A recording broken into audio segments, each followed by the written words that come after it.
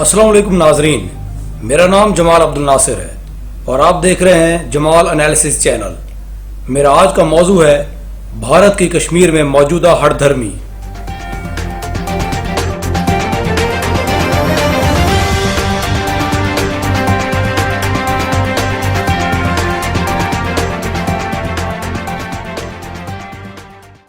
ناظرین، ایک وبا سے بچنے کے لیے جب پوری دنیا لاک ڈاؤن میں داخل ہونے جا رہی تھی، یہ وہ وقت تھا جب کشمیری عوام ایک لمبا عرصہ لاک ڈاؤن میں بند رہنے کے بعد اپنے گھروں سے باہر نکلنے ہی لگے تھے کہ وبا کا بہانہ بنا کر مودی سرکار نے انہیں دوبارہ ان کے گھروں میں قید کر دیا۔ مقبوضہ کشمیر کی عوام کا جائزہ لینے سے معلوم ہوتا ہے کہ انہوں نے کبھی آزادانہ زندگی گزار کر ہی نہیں دیکھی۔ پیدائش سے لے کر وفات تک ان کی زندگی ایک پنجرے میں قید پرندے جیسی ہوتی ہے جو نہیں جانتا کہ باہر کی دنیا میں کیا ہو رہا ہے۔ باہر کی دنیا کا کشمیری عوام سے رابطہ منقطع کرنے کا ایک اقدام بھارتی حکومت نے وہاں سے 3G اور 4G انٹرنیٹ سروس بند کر کے کیا ہے اور اب انہیں صرف 2G انٹرنیٹ سروس مہیا کی ہے جو چند MB کی ایک سادہ PDF فائل ڈاؤن لوڈ ہونے میں کئی گھنٹے لگا دیتی ہے۔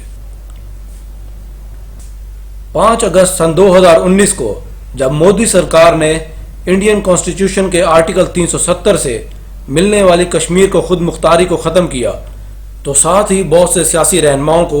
قید کرنے کے ساتھ کشمیر میں سخت کرفیو لگا دیا۔ اس کرفیو میں نہ صرف کشمیریوں کو ان کے گھروں میں قید کیا گیا بلکہ مکمل طور پر ٹیلی فون اور انٹرنیٹ کے کنیکشن بھی کاٹ دیے۔ 6 ماہ مسلسل دنیا سے منقطع رہنے کے بعد جنوری میں بھارتی حکومت نے کچھ مخصوص پوائنٹس پہ 2G انٹرنیٹ سروس بحال کی۔ مارچ کے آغاز میں چند سیاسی رہنماؤں کو جیل سے رہا کیا ہی تھا کہ مارچ کے آخر میں جیسے ہی وبا کا پہلا مریض کشمیر میں ملا، مقبوضہ کشمیر کو ایک بار پھر دوبارہ لاک ڈاؤن میں دھکیل دیا گیا۔ اس وبا کا بہانہ بنا کر کشمیر کی مساجد، تعلیمی ادارے، بازار، کاروبار سب مکمل طور پر بند ہیں۔ 9.5 ماہ قید کی زندگی گزارنے کے بعد جب ان کے تمام ذرائع آمدن بھی بند کر دیے گئے ہیں تو کشمیریوں کی زندگی ایک عذاب سے کم نہیں۔ پوری دنیا کے لوگ جب لاک ڈاؤن کے دنوں میں دل بہلانے کے لیے گھر بیٹھے انٹرنیٹ کا استعمال کرتے ہیں یا وبا کے بچاؤ کے طریقے انٹرنیٹ پہ تلاش کرتے ہیں تو اس وقت مودی سرکار نے کشمیریوں کو زبردستی اس سہولت سے محروم کر رکھا ہے اور دانستہ طور پر انہیں پتھر کے زمانے میں دھکیل دیا ہے۔ مودی سرکار جب اپنے سرکاری میڈیا کے ذریعے دنیا کو چودراہٹ کا یہ پیغام دے رہا ہے کہ ہم ایک ٹیڑھی ہڈی کے بنے ہوئے ہیں اور ہم سدھرنے والے نہیں، اور برے صغیر کے 1.5 کروڑ عوام کے نہ صرف دشمن ہیں بلکہ ان کو ختم کرنے کے در پہ ہیں، تو پاکستان طیش میں آ کر دھاڑیں تو خوب مارتا ہے لیکن بھیانک انجام سے بچنے کے لیے کچھ کرتا نہیں۔ پاکستان کچھ کرے بھی تو کیسے؟ بھارتی فوج ہمیشہ سے اپنا مکروہ طریقہ کار استعمال کرتے ہوئے کشمیر میں عام سیویلین عوام کو سامنے رکھتے ہوئے سیویلین آبادی سے پیچھے سے ڈرپوکوں کی طرح سے وار کرتے ہیں کہ اگر پاکستانی فوج ان کے وار کا جواب دیتے ہوئے فائرنگ کرے تو انڈیا پوری دنیا میں اپنی مظلومیت کا ڈھنڈورا پیٹتا ہے کہ پاک فوج ہمارے ناپاک ارادوں کو ختم کرنے کی غرض سے ہم پہ جوابی فائر کرتی ہے، جس کے نتیجے میں ہماری بنائی گئی ڈھال سیویلین عوام کا نقصان ہوتا ہے۔ اس خطے کو بدقسمتی سے ٹیکنالوجی کے اس دور میں بھی ایسے جاہل، جنونی اور مذہبی چودھری ملے ہیں جب دونوں ممالک کے پاس وہ ہتھیار ہیں جن کی نظیر سن 1945 کے بعد سے نہیں ملتی۔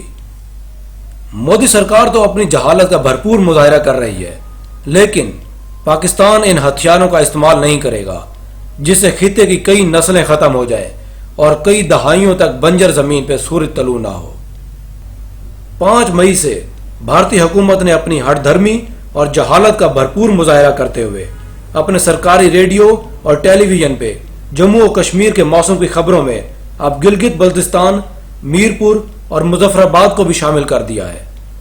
بھارت کے اس اقدام کو سنجیدگی سے لینا چاہیے جس سے صاف ظاہر ہوتا ہے کہ وہ دنیا کو یہ پیغام پہنچا رہا ہے کہ آزاد کشمیر بھی ہندوستان کا حصہ ہے،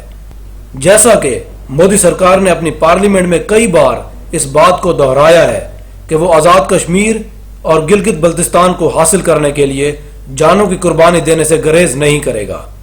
اگر بھارت کے حکمرانوں کی نفسیات کا جائزہ لیں تو معلوم ہوتا ہے کہ وہ اپنی مذہبی جنونیت کو بڑھانے کے لیے کوئی بھی حد پار کر سکتے ہیں۔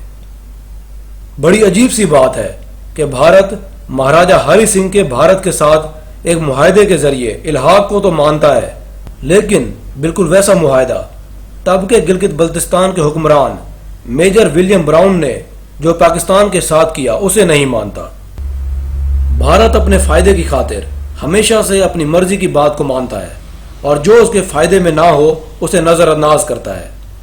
اگر مودی سرکار 73 سال پہلے کشمیر میں ایک غیر مسلم حکمران مہاراجہ ہری سنگھ کی حکومت ہونے کی بدولت اپنی اجارہ داری دکھانے کی حماقتیں کر رہا ہے، تو اس طرح بھارت کے قبضے میں ریاستیں جوناگڑھ، حیدرآباد اور جودھ پور کو بھی اپنی حماقتوں میں شامل کر لے، کیونکہ ان پہ دراصل پاکستان کا حق ہے، جن کے مہاراجوں نے پاکستان کے ساتھ ملنے کی خواہش کا اظہار کیا تھا، لیکن بھارت نے شب خون مارتے ہوئے انہیں زبردستی ہندوستان کا حصہ بنا لیا۔ شکریہ۔